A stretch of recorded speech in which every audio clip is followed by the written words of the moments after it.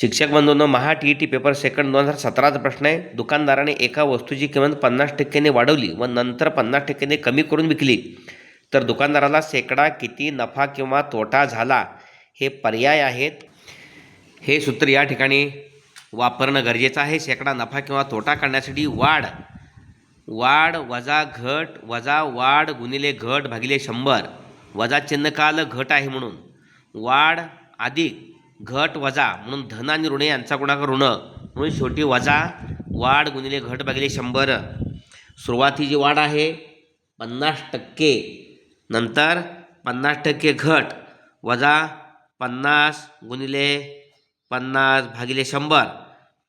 50 वजा 50 शून्य झालेच, ह्या 2 शून्य गेल्या. वजा 25%, वजा शून्य आहे, वजा चिन्ह आहे त्यामुळं तोटा 25% तोटा.